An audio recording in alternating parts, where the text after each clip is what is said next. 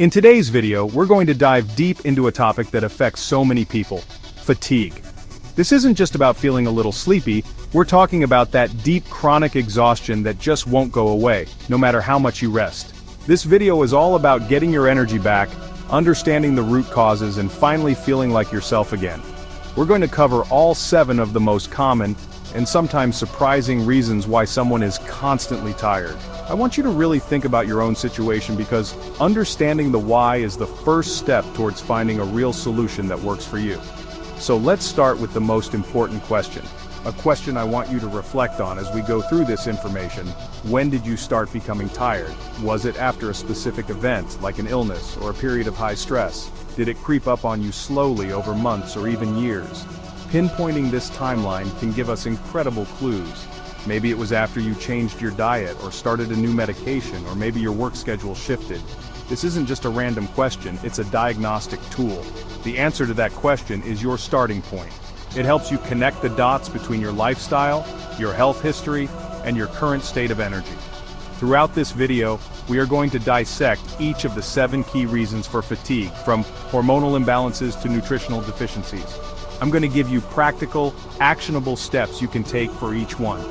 My goal is for you to leave this video not just with information, but with a clear plan to reclaim your vitality and get your energy back for good. So grab a notepad and let's get started.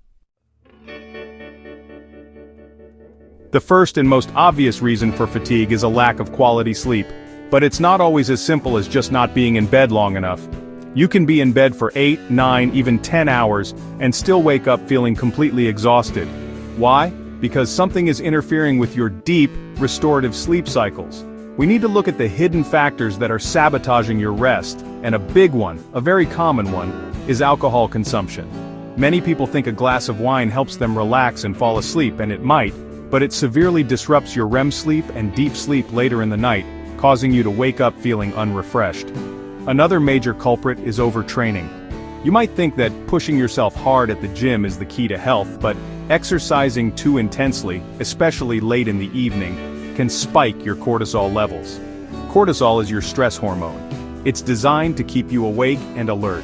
When cortisol is high at night, it directly counteracts melatonin, your sleep hormone. This creates a situation where your body is essentially in a state of fight or flight when it should be powering down for repair and recovery. The result is a night of restless, poor quality sleep, leaving you drained the next day. Then there's the issue of eating too late. When you consume a large meal, especially one high in carbohydrates right before bed, your body has to work hard to digest it.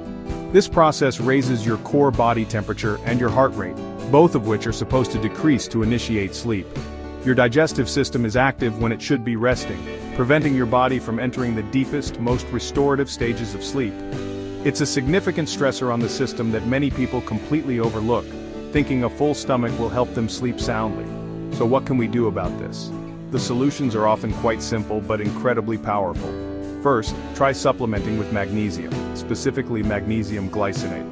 Magnesium is a crucial mineral for the nervous system.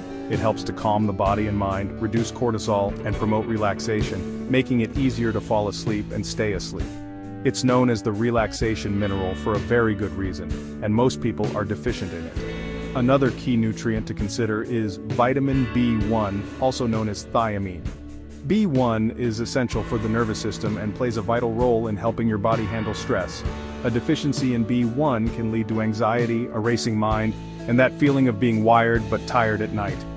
It helps calm down the sympathetic nervous system, that fight-or-flight response we talked about, allowing the parasympathetic rest and digest system to take over, which is exactly what you need for a peaceful night's sleep. Think about it logically. If your body is in a constant state of alert, even a low-grade state of alert from these hidden stressors, it cannot properly repair itself. Sleep is when your body and brain detoxify, when your muscles heal, and when your energy stores are replenished. If alcohol, overtraining, or late-night eating is disrupting this fundamental process, fatigue is the inevitable outcome. You're essentially running your engine all night long without ever letting it cool down. So the first step is to create a sleep sanctuary.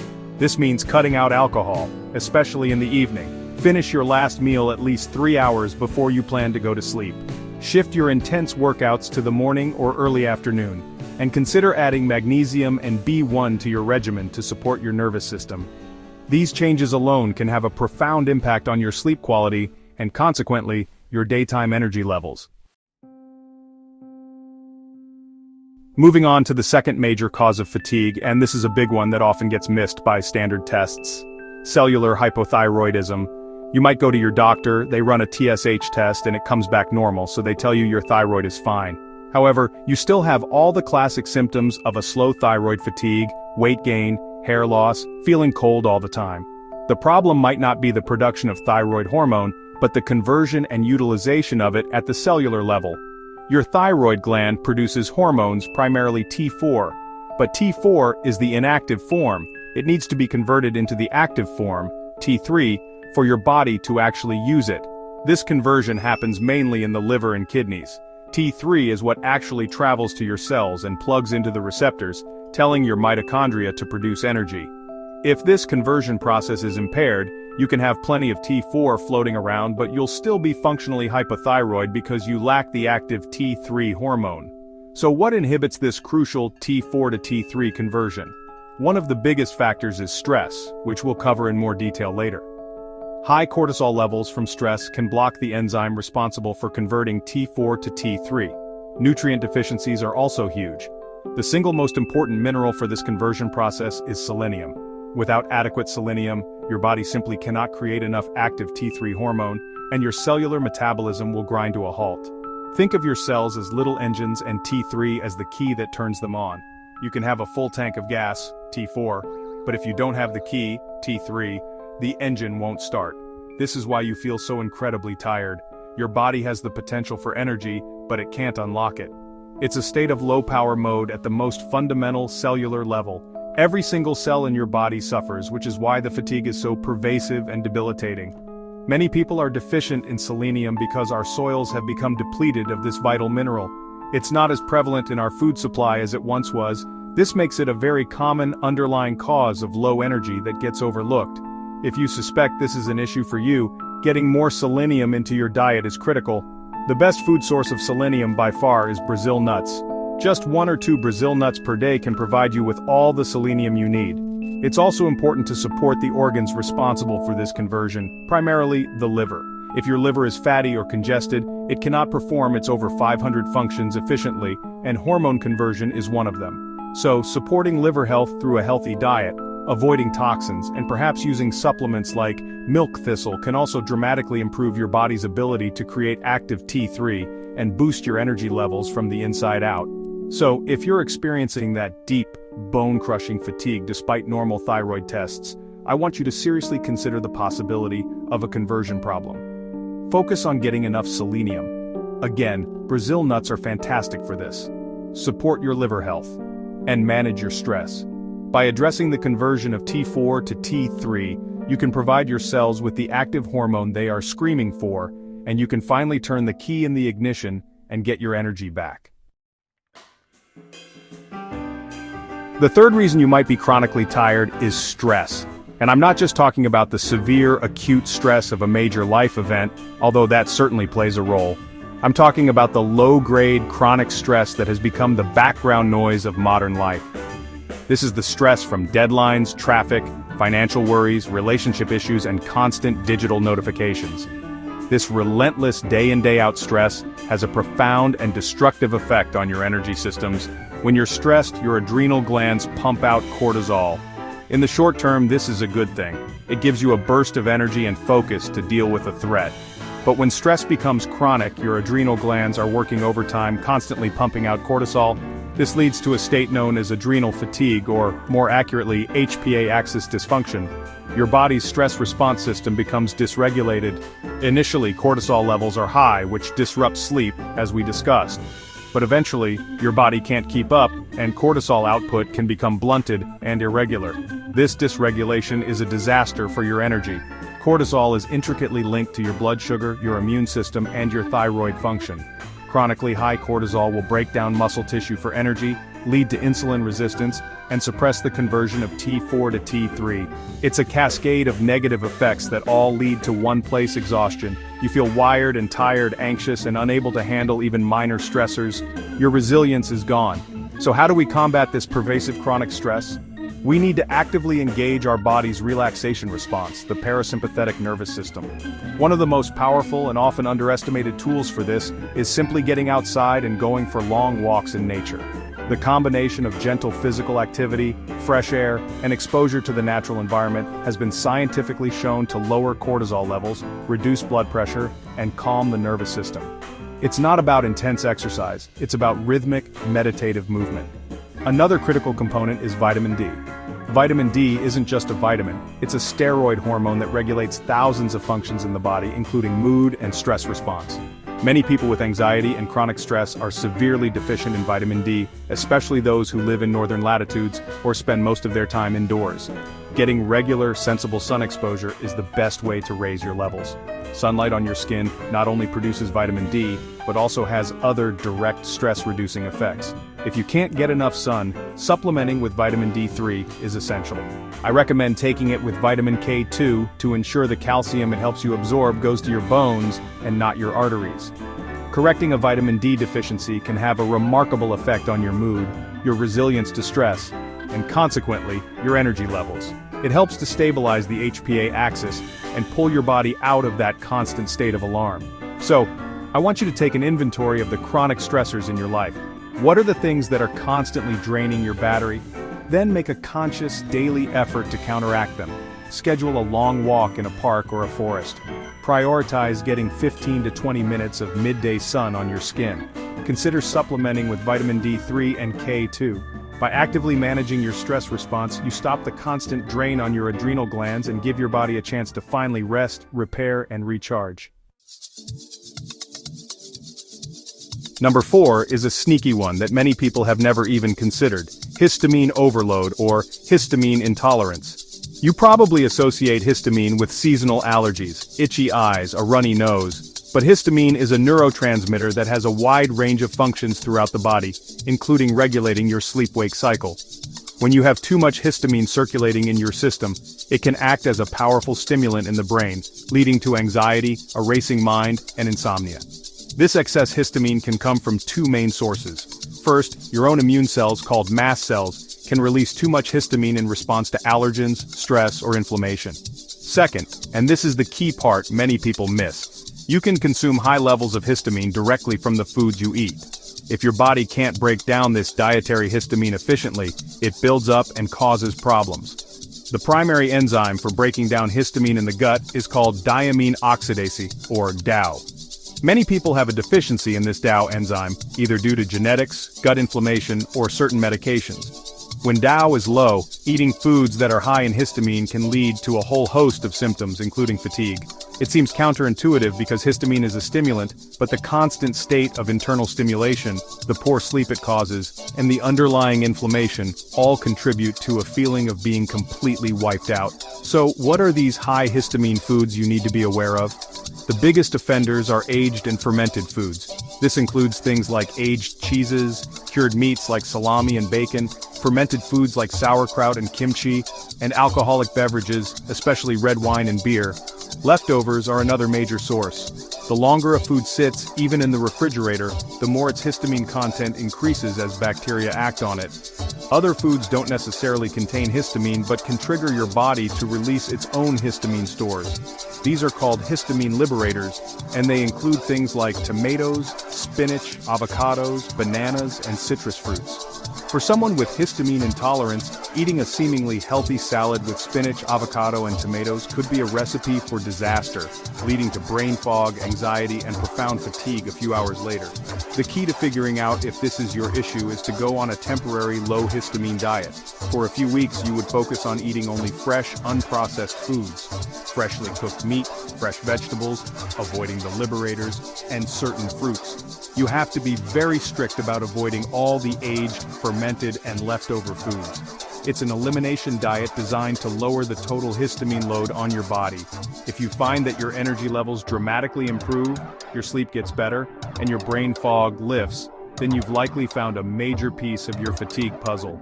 It means your body was struggling under the weight of a histamine overload.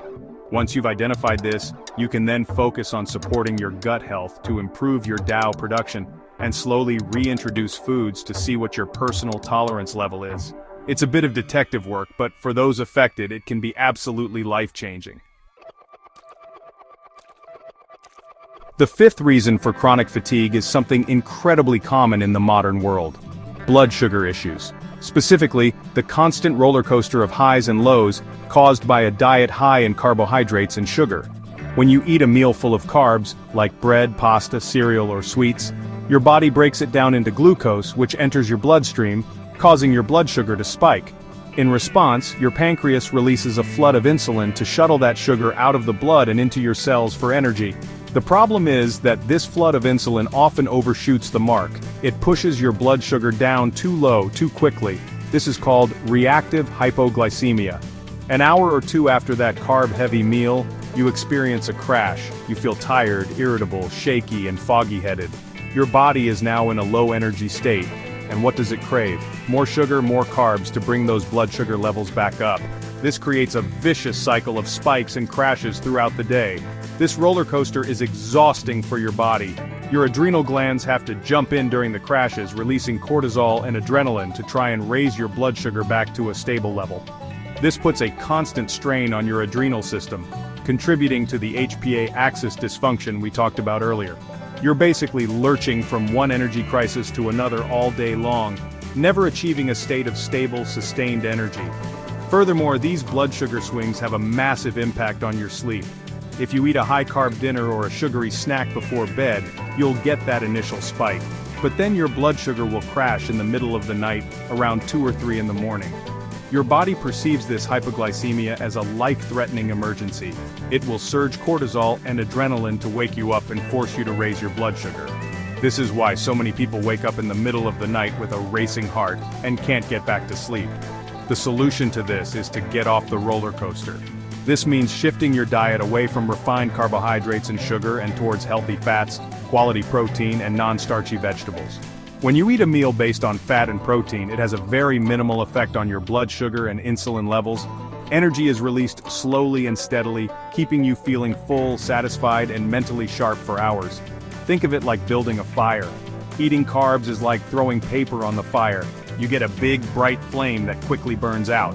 Eating fat and protein is like putting a dense hardwood log on the fire. It burns low, slow, and steady for a very long time. This metabolic stability is the foundation of consistent all-day energy. You eliminate the crashes, the cravings, and the constant stress on your adrenal glands. So, if you find yourself needing a coffee or a sugary snack to get through the afternoon, or if you consistently wake up in the middle of the night, I urge you to look at your carbohydrate intake. Try swapping your morning cereal for eggs and avocado. Have a large salad with chicken or fish for lunch instead of a sandwich. By stabilizing your blood sugar, you provide your body with the consistent fuel it needs, allowing you to break free from the exhausting cycle of highs and lows. Reason number 6 involves a range of sleep disturbances, with the most significant being sleep apnea. Sleep apnea is a condition where you repeatedly stop breathing throughout the night. These pauses can last for seconds or even minutes and can occur hundreds of times per night. Each time you stop breathing, your brain panics due to the lack of oxygen and sends a jolt of adrenaline to wake you up just enough to take a breath. You are usually not consciously aware of these awakenings, but they completely destroy your sleep architecture. You never get to spend enough time in the deep, restorative stages of sleep because you are constantly being pulled out of them. It's like someone is shaking you awake every few minutes all night long. The result is severe daytime fatigue, morning headaches, and high blood pressure. The most common type is obstructive sleep apnea, which is often caused by the tissues in the back of the throat collapsing. A major contributing factor to this, which is often overlooked, is a fatty tongue. Just like you can accumulate fat around your waistline, you can accumulate fat in your tongue. As the tongue gets larger and fattier, it's more likely to fall back and block your airway when you lie down, especially when you're on your back. Losing overall body fat through a healthy, low-carb diet can significantly reduce the size of your tongue and dramatically improve or even resolve sleep apnea for many people. It's a direct mechanical solution to the problem. But sleep disturbances aren't just about apnea. The health of your gut microbiome also plays a surprisingly large role in your sleep quality. Your gut bacteria produce neurotransmitters and other compounds that influence your sleep-wake cycle. An imbalance in your gut microbiome, known as dysbiosis, can lead to inflammation and disrupt the normal production of sleep-regulating chemicals. This can manifest as difficulty falling asleep, staying asleep, or just a general feeling of unrefreshing sleep. One way to support a healthy gut microbiome is by introducing beneficial bacteria through probiotics. Consuming fermented foods like kefir or yogurt, if you don't have a histamine issue, or taking a high-quality probiotic supplement can help to rebalance your gut flora. This can, in turn, improve your sleep quality by reducing inflammation and supporting the production of neurotransmitters like serotonin, a precursor to melatonin. Another simple but effective factor to control is your room temperature. Your body's core temperature needs to drop slightly to initiate and maintain deep sleep. If your bedroom is too warm, it can interfere with this natural process, leading to more fragmented and restless sleep. The ideal temperature for most people is quite cool, somewhere between 60 to 67 degrees Fahrenheit, or about 15 to 19 degrees Celsius. Sleeping in a cool, dark room is a fundamental part of good sleep hygiene. So if you're waking up exhausted despite spending enough hours in bed, and especially if your partner mentions that you snore loudly or stop breathing, you must consider sleep apnea. Talk to your doctor about a sleep study. But also, take proactive steps. Work on reducing overall body fat, support your gut with probiotics, and make sure your bedroom is cool and dark. Addressing these disturbances ensures that the time you spend in bed is actually translating into the high-quality, restorative, oxygenated sleep your body and brain desperately need. The seventh and final reason for your fatigue is one that is fundamentally important, yet so often neglected: low protein intake. We live in a world that has for decades been very focused on carbs for energy and has often demonized protein and fat. Many people, especially those trying to lose weight or those who are aging, are chronically undereating protein. This is a critical mistake because protein is not just for bodybuilders, it is essential for nearly every function in your body, including energy production and repair. Your body is in a constant state of breakdown and repair. Old cells are constantly being replaced with new ones. Your muscles, your organs, your immune cells, your neurotransmitters, and your hormones are all made from amino acids, which are the building blocks of protein. If you do not consume enough high-quality protein, your body does not have the raw materials it needs to perform this constant maintenance and repair. It's like trying to build a house without enough bricks. This lack of raw materials leads to a state of slow, systemic breakdown. Your body will start to catabolize or break down its own muscle tissue to get the amino acids it needs for more critical functions. This loss of muscle mass, a condition called sarcopenia, is a hallmark of aging and a direct cause of fatigue and weakness. Muscle is your metabolic engine. The more you have, the more energy you burn, and the more vitality you feel. Losing it is a recipe for exhaustion. Furthermore, many neurotransmitters that regulate your mood, motivation, and energy levels, such as dopamine and norepinephrine, are synthesized from amino acids found in protein. A diet low in protein can lead to a deficiency in these key brain chemicals, resulting in apathy, low motivation, and a persistent feeling of fatigue that is more mental and emotional than purely physical. You simply don't have the building blocks to create the chemicals that make you feel driven and energetic. It's not just about the quantity of protein but also the quality. Your body needs all 9 essential amino acids, the ones it cannot produce itself. Animal sources like meat, fish, eggs, and dairy provide a complete amino acid profile. While it's possible to get complete protein from plant-based diets, it requires careful combining of different food sources like beans and rice to ensure you are getting all the essential building blocks in the right ratios. So, how much protein do you need? A good general guideline is to aim for about 0.7 to 1 gram of protein per pound of your ideal body weight. For many people, this is significantly more than they are currently consuming. You should aim to have a substantial source of protein with every single meal. This not only provides the necessary building blocks but also promotes satiety and helps to stabilize blood sugar, further combating fatigue. If you are constantly tired, feeling weak, and losing muscle mass, I strongly encourage you to track your protein intake for a few days. You will likely be surprised at how little you're actually getting. Make a conscious effort to increase your consumption of high-quality protein. Focus on real, whole food sources. This one change can be the key to rebuilding your body, restoring your metabolic engine, and finally putting an end to that deep-seated fatigue. So there you have it, the 7 primary reasons you might be feeling chronically tired. We've covered everything from poor sleep hygiene and hidden thyroid issues, to the profound impact of stress, histamine, blood sugar, sleep disturbances, and inadequate protein. As you can see, fatigue is rarely caused by just one thing. It's often a complex interplay of several factors, which is why a simple solution like just get more sleep so often fails. You have to look at the whole picture and address the underlying root causes. I want you to know that everything we've discussed today isn't just theoretical knowledge. All of the things discussed are things that I'm doing right now in my own life, and they truly do work. I prioritize my sleep, I manage my stress with walks in nature, I eat a low-carb, high-protein diet to keep my blood sugar stable, and I ensure I'm getting all the key nutrients my body needs. It's a continuous practice, but it's the foundation of my health and energy, and I know it can be for you too. I encourage you to take this information and apply it. Pick one or two areas that resonated with you the most and start there. Don't try to change everything overnight. Make small, consistent changes and pay close attention to how your body responds. Please try them and then comment down below if they work for you. I'd love to hear about your journey and what strategies have made the biggest difference in restoring your energy. Your experience can also help and inspire other members of this community. Thank you for watching, and here's to your renewed health and vitality.